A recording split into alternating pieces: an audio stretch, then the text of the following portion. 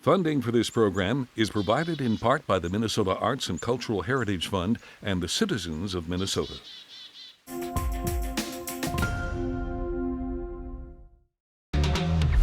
Our Town, the show about Rochester, learns about a new exhibition at the Rochester Public Library, exploring an often hard-to-look-at history in the United States. And we find out about a local organization committed to improving education and the lives of area youth. We also check out some frightfully creepy dolls and a local community coat drive. All that and more coming up next on Our Town, the show about Rochester.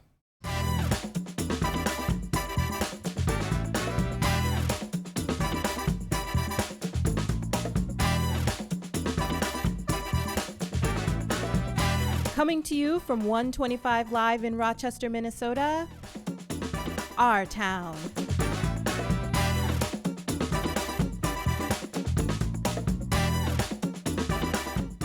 In 2016, Cradle to Career started with a simple question: are our education investments making a difference in kids' lives here in Rochester and Olmsted County? Here to tell us more about how Cradle to Career has been impacting the lives of Rochester area youth is Cradle to Career Executive Director Julie Ruzek. Welcome to Our Town, Julie. Thank you. Thanks for having me. So can you tell us a little bit about what the state of education is like in the city and what challenges Cradle to Career is seeking to address? Yes, absolutely. Thank you so much for having me. It's a wonderful job to have and to be able to speak to. The state of education in Rochester is a complex question that's not easily answered with a brief statement. But what I can say is that while there are positives to how students are seeing and realizing success, there are also barriers. And so Cradle to Career was really established to help address those educational outcomes for children and youth in our community, and to help the community come together to support students as they are matriculating through systems, a variety of systems, and realizing success. So in terms of current issues that we're seeing, or the state of education in Rochester, I think we're seeing higher elevated levels of anxiety that students are coming to school with, regardless of age, from our youngest students to our oldest students. We often talk about it in education as, you know, most kids come to school with backpacks. A lot of kids bring invisible backpacks filled with things that you can't always see. Anxiety and mental health issues, the need for basic needs to be met, just a lot of instability at home, and all of that is impacting educational attainment and success. And so Cradle to Career, while there are a variety of initiatives that are set up to provide direct service provision to students in our community, there aren't a lot of initiatives that are convening partners and cross-sector partners to support kind of as a backbone and say, what data do we need to look at that is really impacting students or specific groups of students that we can address by changing our practice, policies, procedures, power structures, so that students can realize success in our community. I'm so glad you mentioned that piece about the partners and the ability to provide that backbone by doing that and convening those partners together. Can you talk a little bit about how you work with those partners and the work that you're doing both in and outside of the school when you do that work? So most of our work happens outside of school buildings. It's really working with, as I mentioned, cross-sector partners from both public, private, city, county, nonprofit, for-profit partners coming together and really addressing specific data points that exist. When we come back to just convening, we make sure that we organize our groups that are meeting together in regards to student groups. So when we look at different student outcomes, we are currently working on convening a group around prenatal to age 3, so that student outcome or child outcome. We have a current group that's meeting around kindergarten readiness. We have another group that's meeting around high school graduation. And so when we convene those partners, they all have a common interest in making sure that that specific student outcome area is addressed using a variety of pilots and strategies. Wonderful. I just mentioned the Education Summit. Yes. You just had it last week. Can you tell us a little bit about what the goals of that summit were and just some of the highlights? Yes, absolutely. So when I came into this role, one of the policies at Cradle to Career is that we go public with our data on an annual basis. And so while previous iterations of this had looked like a meeting that was sharing data. If we are really doing what we want the community to do, we really wanted this experience to be collaborative in nature. So it shouldn't just be the staff at Cradle to Career talking about data in the community. We wanted to bring a variety of partners together to be talking about what they're doing and highlighting the work that they're doing, because we know, and our theme of our event was transforming systems together. We are all C2C. Cradle to Career is a staff of 5 full-time staff. There is no way that we're going to improve student outcomes or change systems in our community alone. We need a collaborative to do that. So we brought together almost 200 partners, as I mentioned, from various sectors in our community, really to address a variety of topic areas truly from Cradle to Career. And the goals of that were that it's free, that it's focused on relationship building and networking, and that we're providing some professional development opportunities to the community that they may not otherwise have had an opportunity to accept. Thank you so much, Julie, for joining us, and we hope to have you back on again. Yes, thank you.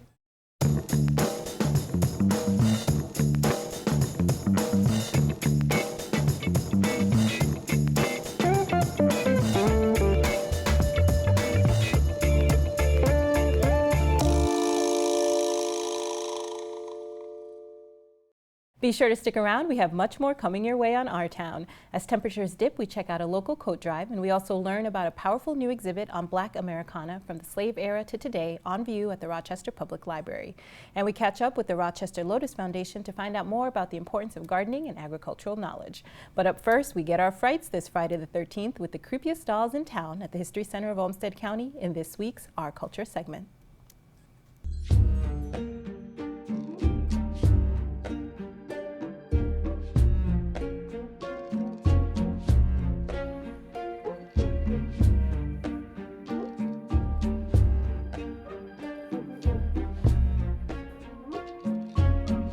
So this is the 5th year for our Creepy Doll exhibit. We choose different dolls from our collection that have been donated throughout the year. This year the theme is a murder mystery. So last year's winner hosted a party, and her guests have now become suspects to the crime. And we invite our visitors to come and try to solve which of the dolls did it. They will be at the History Center until the end of October, where people can come. They are kind of throughout our museum, so people can see all of our other exhibits at the same time, and also pick up on the different clues we have for them to try to solve the mystery. Our victim for our murder mystery this year is actually 2022's winner of Creepiest Doll, Blair Hanscom. We have 5 new dolls, which were guests to Blair's party, who have now become suspects in her murder, including Charlie the bartender, Dr. Dolar, Poppy, her cousin, Estella, a scorned bride, and Grandma Ada, a neighbor.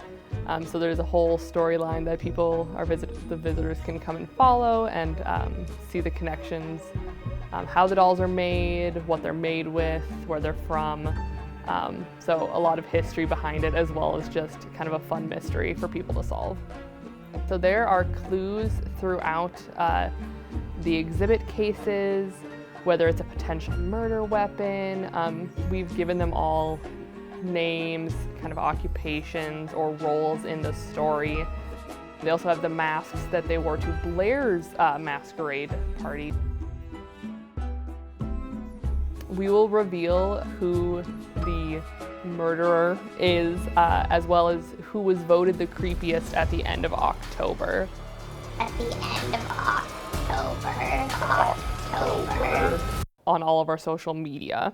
But yeah, as people come in to see the exhibit, they can cast a vote here in person as to who they think is the creepiest doll. But we do have a good bit of merchandise for our creepy dolls, from t-shirts to buttons to things like that. I do know we were one of the first museums or first groups to kind of do it. We were actually featured in like the Smithsonian magazine, I think. I know we were featured in O magazine, Oprah's magazine. And we've received a lot of recognition. We also have even some international followers on our social media for the Creepy Dolls each year. One of our board members, Christine Rule, was actually the first person who kind of brought this idea a couple years ago, and ever since, people have just come to love it.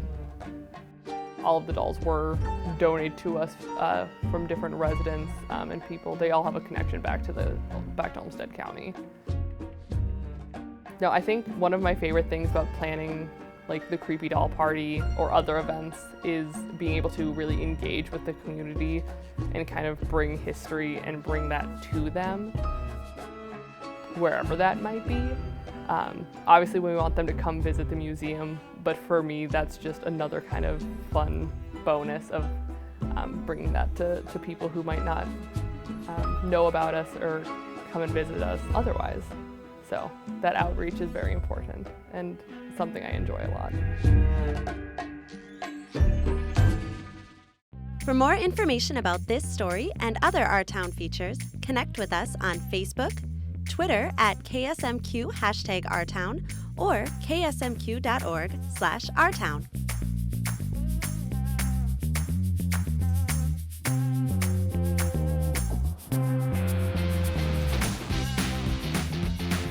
Hi, I'm Matt Bluhm, and I'm filling in for Danielle Teal for Our Town Spotlight. And joining me today is Mei Liu with the Lotus Health Foundation from Rochester. Tell me a little bit about the Lotus Health Foundation. Yeah, Lotus Health Foundation is a nonprofit arm of a private practice Rochester Clinic, where it has been around for 14 years in Rochester. Our mission is to empower people with a lifestyle medicine education, to empower people to adopt a healthy lifestyle, including the nutrition, exercise, and manage stress, develop the passion, connections. So we have a lot of initiatives just to try to make it very sustainable, affordable, and accessible for the community folks. And where are you located? We're located right by the 3070 Warner Drive. Is the north part of Broadway, kind of close to the Quick gas station. Yeah. And what are ways that you try to meet your goals? So we know that actually everybody has the right, the power to be, to make the self-care very affordable and tangible. So the lifestyle medicine education purpose is to make that education information available for the public. And beside, we inviting the the national guest speaker, local guest speaker, like a physician and expert, to come to share the news. But we also have something very fun and practical, which is we set up a community garden. And our community garden's name is called Pharmacy RX. So that's spelled as a Pharmacy. So just kind of a picture, the food is the medicine. So look at those beautiful vegetables and fruits from our garden. And just this year, we already yield more than 2,500 pounds of food that be able to share about 10 organizations. That's pretty amazing. Do you have any events or anything like that coming up? Yeah, well, for this year that we, beside right now it's for that we clean up the garden, but next year in May, the third week of May, from May 16 to 18, now we are going to have our 6th annual Community Wellness Symposium and Gala, and at a time that we're going to host the event right here, 125 Live, and so a lot of well-known speakers and local speakers will come to share their knowledge. We encourage people to watch our event. And food is the medicine. So we also have a postcard showing the good recipe of the feel-good cookie that can make you feel happy. Well, May, thank you very much for joining me today on Our Town Spotlight. Thank you so much for interviewing me.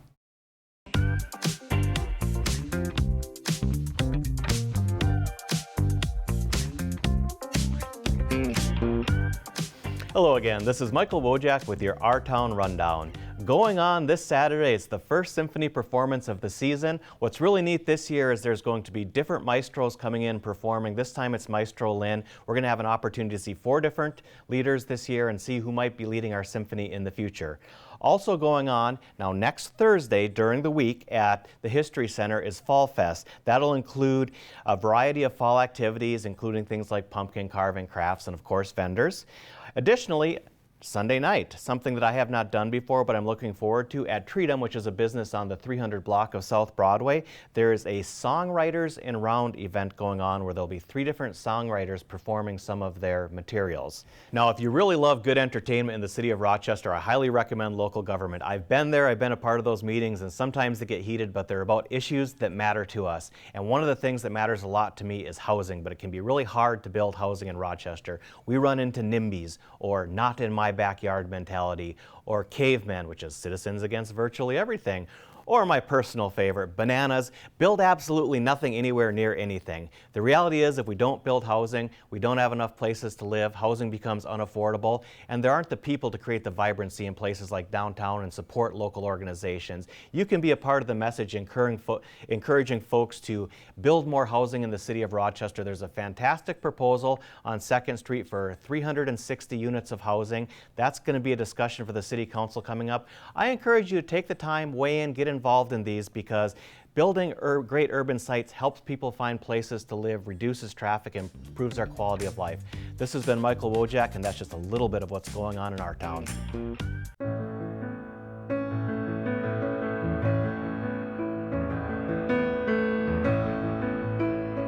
This is Danielle Till with Our Town Walkabout. We're at Hy-Vee Barlow with Melanie Schmidt and Chris Schmidt for the Schmidt Group Remax Results Coat Drive. Are you excited? We're totally excited. Look at the shoes. We're like having fun. It's a little chilly right now, so this is the perfect opportunity to kick off a coat drive and gather coats for those in need. It's a partnership with Salvation Army. This used to be a very small endeavor, and it turned huge. It turned huge. This is our 6th annual coat drive. I've got 3 layers on. I'm wearing one of the donated coats for right now. And Chris, why do you think it's so important to do a coat drive? Well, I was going to say, when we first came up with the idea to do this, I talked to Melanie about it, and she's like, well, I'll call the Salvation Army and see if we can help in any way. And they said, I can't believe you're actually calling us about this, because the company that used to do a lot of the coat donations stepped out. How serendipitous. So then you two picked up the torch and ran with it. Yep. And we're still running. So we're a huge contributor for their distribution day. And the plan is to fill this truck up as much as we can. I mean, my goal in my mind is 2,000 coats this year. So okay. We're also going for boots, hats, gloves, mittens, snow pants, anything that'll keep somebody warm. The need is so much. It's so huge. It's more than ever. Somebody is going to absolutely love this. We need people like Chris and Melanie to help out. Absolutely. So why do you think that's so important? Well, and a big part of it too is that it takes a village. And we say it all the time, and it sounds like a cheesy line to say, but the Army is made up of, we have maybe 18 staff people on our campus, and we have maybe 3,000 volunteers, including people like Chris and Melanie who organize a coat drive. Quite frankly, we just need people who really care about people who are in need and are willing to spend a little bit of time to be able to come out and help people with their basic needs. This is Danielle Till with Our Town Walkabout.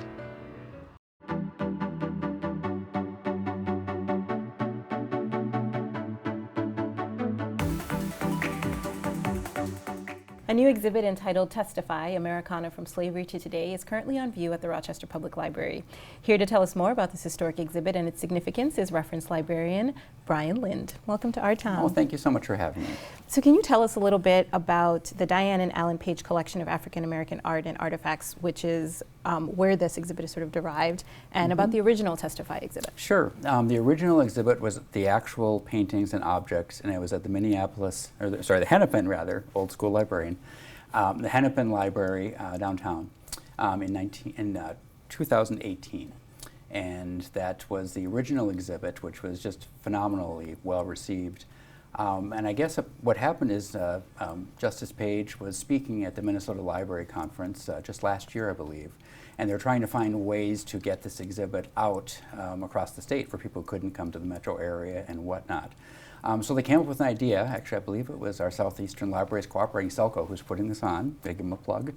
And they basically took high-resolution photographs of of most of the exhibit, not every single bit of it, but they put them up into banners that could easily be transported to different libraries, especially smaller libraries that don't have the space of the central library, so that people could come and see the exhibits without the trouble of having to pack up the exhibits and have the floor space and all of that you need to.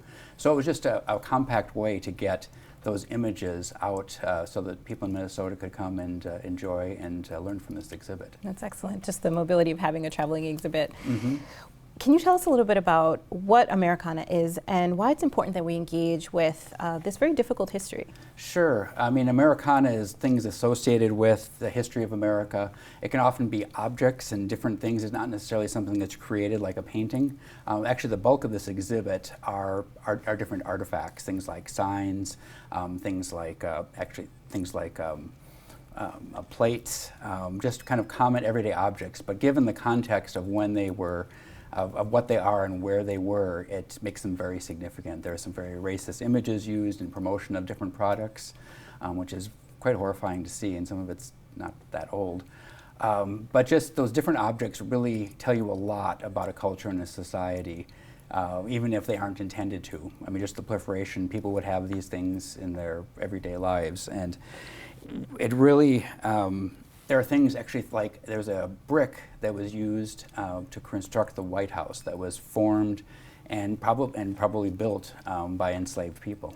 And that's just, it's quite something to see and think about those objects in that context. Yeah, and sort of brings that history sort of right in front of the audience. Absolutely. I'm familiar with Americana sort of as a general term, but I also am familiar with Black Americana. So some of those things that you are referring to that were created in the Jim Crow era, during slavery, pre-civil rights, post-civil rights even, are considered sort of part of Americana, which could be quite racist and difficult and have that charged history. Right. So well, I guess before I get to the conversations that you're hoping to engage with us, the current exhibit has some work from local artist Kurt Mueller. How does the Testify exhibit also incorporate artwork from other artists? It has several. Actually, the one thing I love about the artwork in this exhibit is that is often where the joy is. In this exhibit, there's a wonderful painting of 3 jazz musicians that really is extraordinary. There's another painting which is of African American folks who were only able to use a swimming pool one day of the week after it had been all dirtied by other people using pools, so something only on a Thursday. But the images of the people in there in the painting are just so joyful and wonderful. One thing that's really extraordinary about this exhibit too is there's a lot of juxtaposition of different things. In one part of the exhibit, there are 2 documents hanging, one of which is a bill selling enslaved people in horrifying detail. Then right next to that is actually a document that has documentation about the first African-American union that was recognized by the United States unions. So there's a lot of things like that. There's one other kind of juxtaposition where there's a picture of African-Americans in the military and how it was okay for them to serve and to fight for the country. And then there's a picture right above that. To me, it was the most heart-wrenching of all of the images. It's photographs of African-American babies, and the title underneath it is Gator Bait or Alligator Bait, and it's just, and just having those 2 images right next to each other really says a lot. One thing I really like about this exhibit, it does have text at the bottom of each of the panels to talk about and put into context the images or the different things that you're looking at. If you think about it, bring your smartphone. You can actually scan a QR code and get an audio version of it. Because it's a library, think about bringing your headphones, but if you put it on fairly low, we're not going to have a problem with that. But it's just, it's something where I really think you need to take some time to take in the different groups of images. Some of them are just images of different objects together. Some are single objects. It's just, I don't know. I think that people will experience a range of emotions, from outrage to sadness to joy, going through the different panels of the exhibition. Yeah, it certainly seems that way. I haven't gone myself to see it. I'm very interested in this part of our history, and I think I am wondering those conversations, how we hold space for those conversations, and what the library is hoping people are thinking about and ideas that are sparking for people as they visit this exhibit.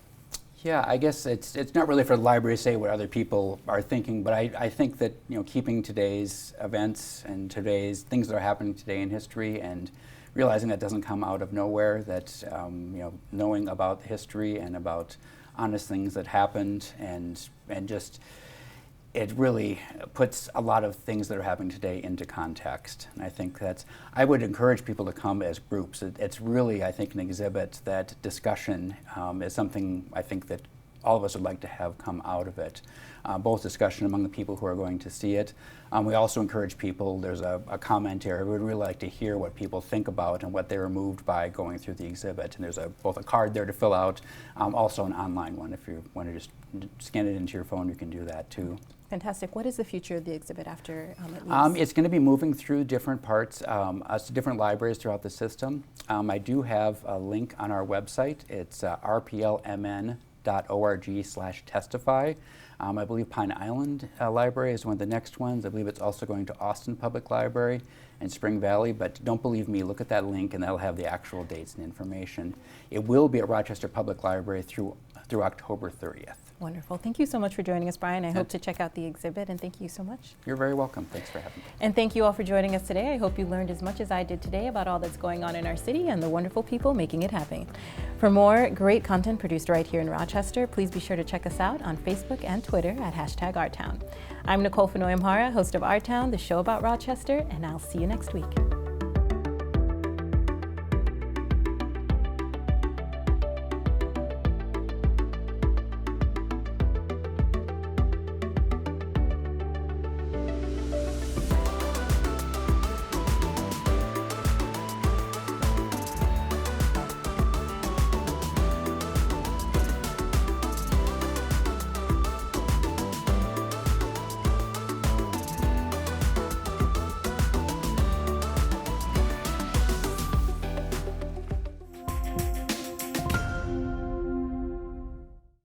Funding for this program is provided in part by the Minnesota Arts and Cultural Heritage Fund and the citizens of Minnesota.